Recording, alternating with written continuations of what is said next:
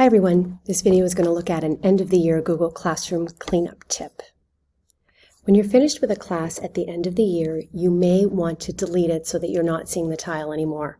But we actually don't want to delete it because we will lose all the information in the class. The choice that you really want to have is to archive it. When you come to this page with all of the class tiles on it, hover over and get the three dots, and you can see you can choose to archive the class. Once you hit that, it will give you the information. The archiving means that it's going to be essentially hidden. You can still get to it, but you can't modify it unless you restore it. If you leave the students in the class, they still will be able to get in and look at any of their work, but they will not be able to interact with the work at all. So you can see I'm archiving the class. When you archive it, it just gets hidden in the archived section on the side, archived classes, and you can see it here. You'll notice if you hover again, the three dots, you could copy it if you want, you can restore it, or you can delete it completely. Again, I don't suggest you delete it unless you maybe have multiple sections of grade 6 science and you don't want to have the copies for every single one of them. You want to at least keep one where all of your assignments are.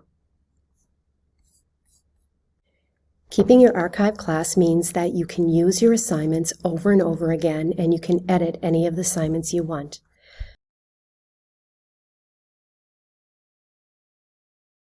So let's start a new class for this year. I'm going to create a class. I'm going to name it for this year, coming, and hit create. To use a previous assignment in my new class, as we would normally do, go to classwork, create, choose reuse post. It will show you all of your active and archived classes. So I will choose for my archived class. I'll choose one of the assignments that I want. I don't need to hit create new copy. That's just going to fill up your Google Drive with extra documents. Just hit reuse.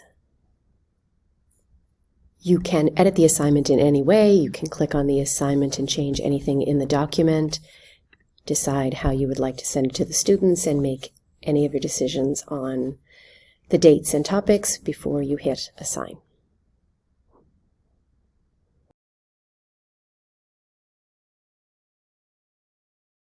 You may want to use every single assignment that you've assigned in your classroom this year for next year's class.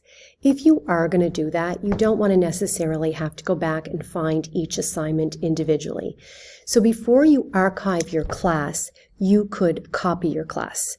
So if we copy it, we can say copy of, and I could just change this to my 2021-22 class and copy it, and it will create the new class for me.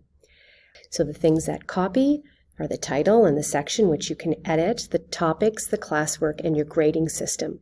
The things that will not copy are any of the announcements that you put on that stream, the deleted, anything that you've deleted previously. It will not copy over the students' names or the co-teachers, or if the students could post, and so on. So if you're going to use every single part of your classroom, you may find copying the whole class the best thing to do. Looking at the new copied class, we can see there's nothing in the stream. So that's fresh and new for this year. The People tab, you would add your students as you normally would. You can see in classwork that the assignments are all there in draft form. You can click on them. You can edit the assignment, put in your due dates and your topics, and assign to the class. One last note, when you archive your class, or whether you remove a student from the class, or whether a student unenrolls from your class, they will still have access to all of their own work in their classroom file in their Google Drive.